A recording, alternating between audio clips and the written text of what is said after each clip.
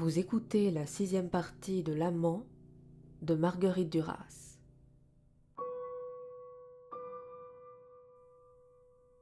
Nous retournons à la garçonnière. Nous sommes des amants. Nous ne pouvons pas nous arrêter d'aimer. Parfois je ne rentre pas à la pension, je dors près de lui. Je ne veux pas dormir dans ses bras, dans sa chaleur, mais je dors dans la même chambre, dans le même lit. Quelquefois je manque le lycée. Nous allons manger dans la ville la nuit. Je suis la préférée de sa vie. Il vit dans l'épouvante que je rencontre un autre homme. Moi, je n'ai peur de rien de pareil, jamais.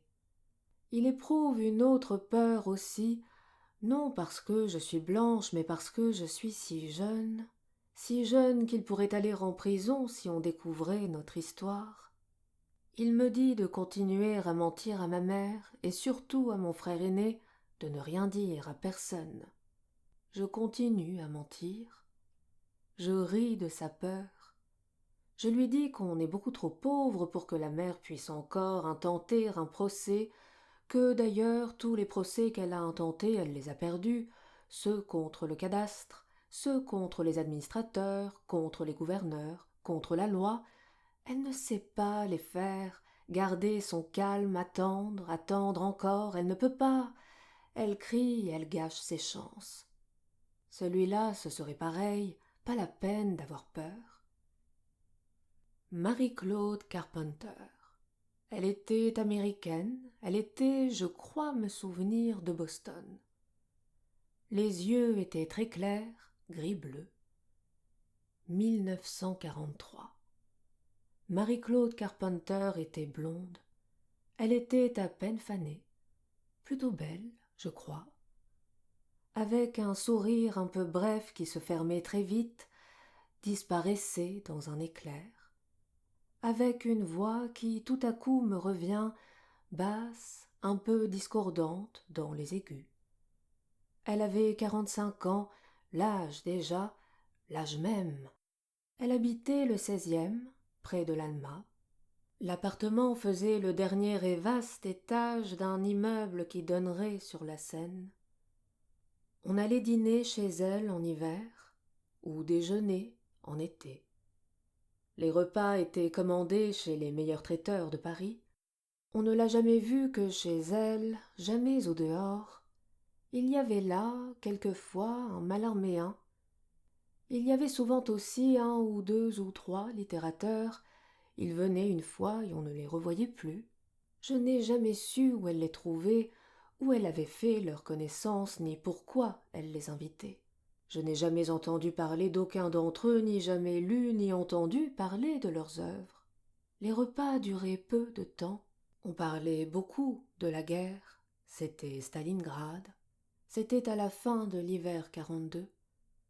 Marie-Claude Carpenter écoutait beaucoup, elle s'informait beaucoup, elle parlait peu, souvent elle s'étonnait que tant d'événements lui échappent, elle riait. Très vite, à la fin des repas, elle s'excusait de devoir partir aussi rapidement, mais elle avait affaire, disait-elle. Elle ne disait jamais quoi. Quand on était en nombre suffisant, on restait là 1 heure ou 2 après son départ. Elle nous disait « Restez autant que vous voudrez ». En son absence, personne ne parlait d'elle. Je crois d'ailleurs que personne n'en aurait été capable parce que personne ne la connaissait. On partait, on rentrait avec toujours ce sentiment d'avoir traversé une sorte de cauchemar blanc, de revenir d'avoir passé quelques heures chez des inconnus, en présence d'invités qui étaient dans le même cas, et également inconnus, d'avoir vécu un moment sans lendemain aucun, sans aucune motivation ni humaine ni autre. C'en était comme d'avoir traversé une 3e frontière, d'avoir fait un voyage en train, d'avoir attendu dans les salles d'attente de médecins, dans des hôtels, des aéroports. En été, on déjeunait sur une grande terrasse qui regardait la Seine et on prenait le café dans le jardin qui occupait tout le toit de l'immeuble. Il y avait une piscine. Personne ne se baignait. On regardait Paris. Les avenues vides, le fleuve, les rues, Marie-Claude Carpenter. Je la regardais beaucoup, presque tout le temps. Elle en était gênée, mais je ne pouvais pas m'empêcher. Je la regardais pour trouver qui c'était Marie-Claude Carpenter. Pourquoi elle était là plutôt qu'ailleurs? Pourquoi elle était aussi de si loin, de Boston? Pourquoi elle était riche? Pourquoi, à ce point, on ne savait rien d'elle? Personne, rien. Pourquoi ces réceptions comme forcées? Pourquoi dans ses yeux, très loin dedans, au fond de la vue, cette particule de mort? Pourquoi? Marie-Claude Carpenter. Pourquoi toutes ces robes avaient en commun un je ne sais quoi qui échappait, qui faisait qu'elles n'étaient pas tout à fait les siennes, qu'elles auraient recouvert pareillement un autre corps?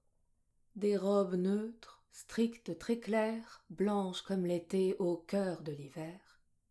Betty Fernandez.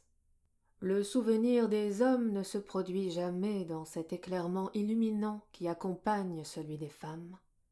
Betty Fernandez, étrangère elle aussi. Aussitôt le nom prononcé, la voici.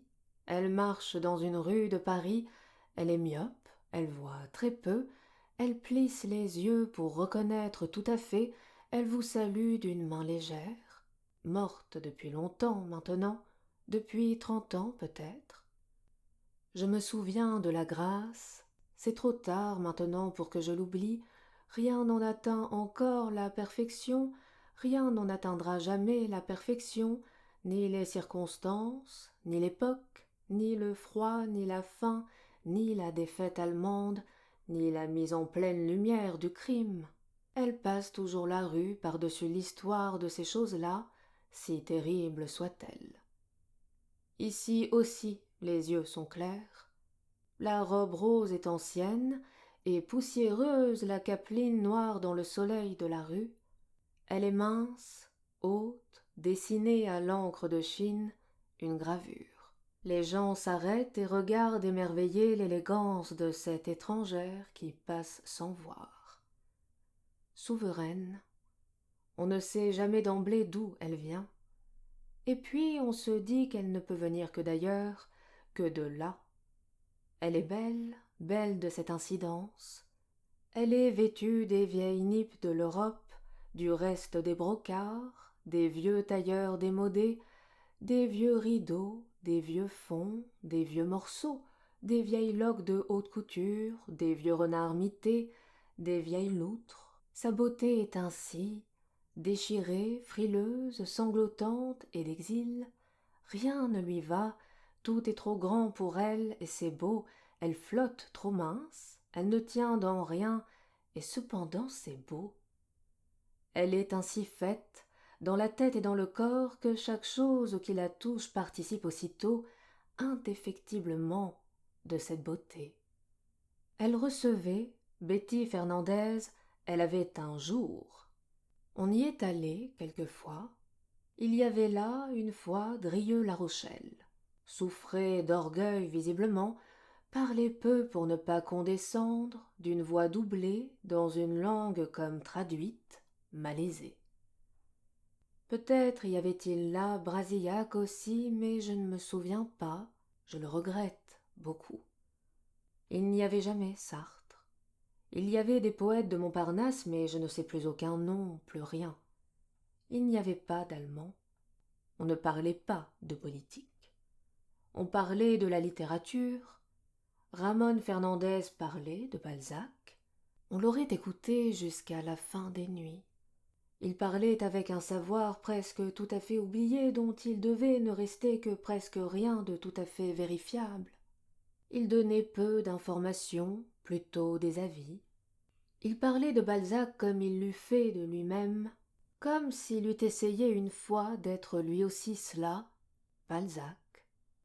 Ramon Fernandez avait une civilité sublime jusque dans le savoir, une façon à la fois essentielle et transparente de se servir de la connaissance sans jamais en faire ressentir l'obligation, le poids.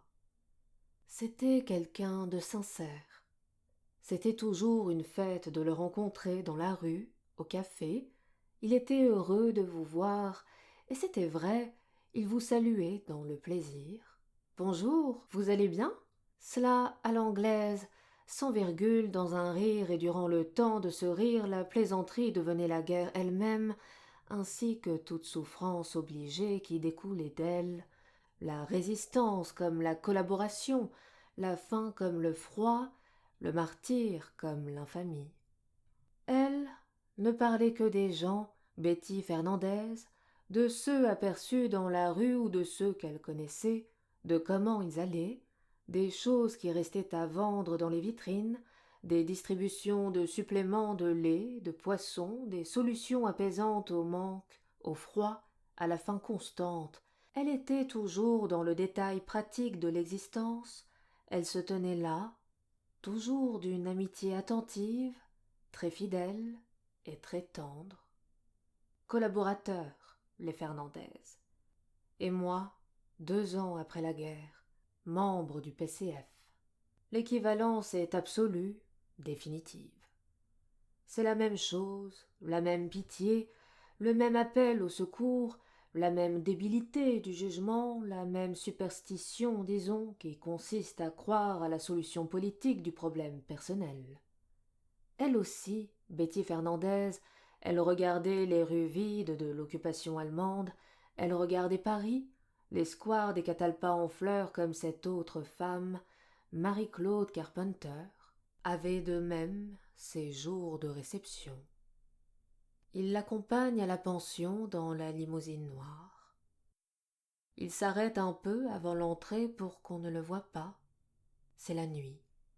Elle descend, elle court, elle ne se retourne pas sur lui. Dès le portail passé, elle voit que la grande cour de récréation est encore éclairée. Dès qu'elle débouche du couloir, elle la voit, elle qui l'attendait, déjà inquiète, droite, sans sourire aucun. Elle lui demande « Où étais-tu » Elle dit « Je ne suis pas rentrée dormir ». Elle ne dit pas pourquoi et Hélène Lagonelle ne le lui demande pas. Elle enlève le chapeau rose et défait ses nattes pour la nuit. Il y a beaucoup de jeunes filles dans l'ombre de la cour. Elles sont toutes en blanc. Il y a des grandes lampes dans les arbres. Certaines salles d'études sont encore éclairées. Il y a des élèves qui travaillent encore, d'autres qui restent dans les classes pour bavarder ou jouer aux cartes ou chanter. Il n'y a pas d'horaire pour le coucher des élèves. La chaleur est telle pendant le jour, on laisse courir le soir un peu comme on veut, comme les jeunes surveillantes veulent. Nous sommes les seules blanches de la pension d'État. Il y a beaucoup de métisses. La plupart ont été abandonnés par leurs pères, soldats ou marins ou petits fonctionnaires des douanes, des postes, des travaux publics. La plupart viennent de l'assistance publique. Il y a quelques carteronnes aussi. Ce que croit Hélène Lagonelle, c'est que le gouvernement français les élève pour en faire des infirmières dans les hôpitaux ou bien des surveillantes dans les orphelinats, les léproseries, les hôpitaux psychiatriques. Hélène Lagonelle croit qu'on les envoie aussi dans les lazarets de colériques et de pestiférés. C'est ce que croit Hélène Lagonelle et elle pleure parce qu'elle ne veut d'aucun de ces postes-là. Elle parle toujours de se sauver de la pension. Je suis allée voir la surveillante de service. C'est une jeune femme métisse, elle aussi, qui nous regarde beaucoup, Hélène et moi. Elle dit « Vous n'êtes pas allée au lycée, vous n'avez pas dormi ici cette nuit. Nous allons être obligés de prévenir votre mère. » Je lui dis que je n'ai pas pu faire autrement, mais qu'à partir de ce soir, dorénavant, j'essaierai de revenir chaque soir dormir à la pension, que ce n'est pas la peine de prévenir ma mère. La jeune surveillante me regarde et me sourit. Je recommencerai. Ma mère sera prévenue. Elle viendra voir la directrice du pensionnat et elle lui demandera de me laisser libre le soir, de ne pas contrôler les heures auxquelles je rentre, de ne pas me forcer non plus à aller en promenade le dimanche avec les pensionnaires. La directrice a accepté parce que je suis blanche et que, pour la réputation du pensionnat, Dans la masse des métisses, il faut quelques blanches. Ma mère a dit aussi que je travaillais bien au lycée tout en étant aussi libre et que ce qui lui était arrivé avec ses fils était si terrible, si grave, que les études de la petite c'était le seul espoir qui lui restait. La directrice m'a laissé habiter le pensionnat comme un hôtel. Bientôt j'aurai un diamant au doigt des fiançailles. Alors les surveillantes ne me feront plus de remarques. On se doutera bien que je ne suis pas fiancée, mais le diamant vaut très cher. Personne ne doutera qu'il est vrai et personne ne dira plus rien à cause de ce prix du diamant qu'on a donné à la très jeune fille.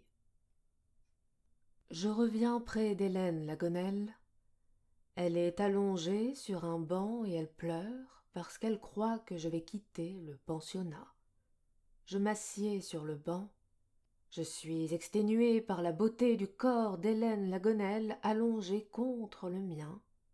Ce corps est sublime, libre sous la robe, à portée de la main. Les seins sont comme je n'en ai jamais vu. Je ne les ai jamais touchés. Elle est impudique, Hélène Lagonelle. Elle ne se rend pas compte. Elle se promène toute nue dans les dortoirs.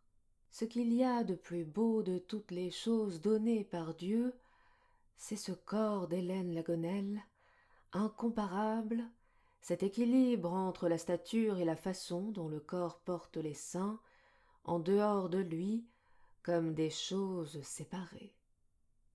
Rien n'est plus extraordinaire que cette rotondité extérieure des seins portés, cette extériorité tendue vers les mains.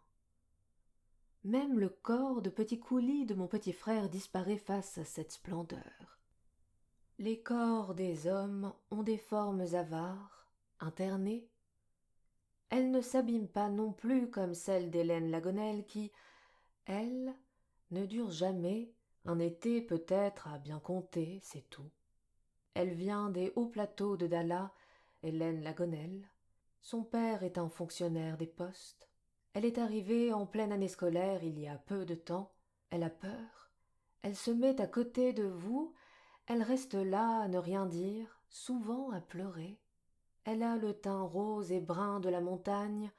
On le reconnaît toujours ici où tous les enfants ont la pâleur verdâtre de l'anémie, de la chaleur torride. Hélène Lagonelle ne va pas au lycée. Elle ne sait pas aller à l'école, Hélène, elle. Elle n'apprend pas, elle ne retient pas. Elle pleure contre mon corps, et je caresse ses cheveux, ses mains. Je lui dis que je resterai avec elle au pensionnat. Elle ne sait pas qu'elle est très belle, Hélène, elle. Ses parents ne savent pas quoi en faire, ils cherchent à la marier au plus vite. Elle trouverait tous les fiancés qu'elle veut, Hélène Lagonelle, mais elle ne les veut pas, elle ne veut pas se marier, elle veut retourner avec sa mère. Elle, Hélène, elle, Hélène Lagonelle. Elle fera finalement ce que sa mère voudra. Elle est beaucoup plus belle que moi, que celle-ci au chapeau de clown, chaussée de lamé, infiniment plus mariable qu'elle. Hélène Lagonelle, elle, on peut la marier, l'établir dans la conjugalité, l'effrayer, lui expliquer ce qui lui fait peur et qu'elle ne comprend pas, lui ordonner de rester là, d'attendre. Hélène Lagonelle, elle ne sait pas encore ce que je sais. Elle a pourtant 17 ans. C'est comme si je le devinais. Elle ne saura jamais ce que je sais. Le corps d'Hélène Lagonelle est lourd, encore innocent. La douceur de sa peau est telle, celle de certains fruits. Elle est au bord de ne pas être perçue, illusoire un peu. C'est trop. Hélène Lagonelle donne envie de la tuer. Elle fait se lever le songe merveilleux de la mettre à mort de ses propres mains. Ces formes de fleurs de farine, elle les porte sans savoir aucun. Elle montre ces choses pour les mains les pétrir, pour la bouche les manger, sans les retenir, sans connaissance d'elles, sans connaissance non plus de leur fabuleux pouvoir. Je voudrais manger les seins d'Hélène Lagonelle comme lui mange les seins de moi dans la chambre de la ville chinoise, où je vais chaque soir approfondir la connaissance de Dieu. Être dévoré de ces seins de fleurs de farine que sont les siens. Je suis exténué du désir d'Hélène Lagonelle. Je suis exténué de désir.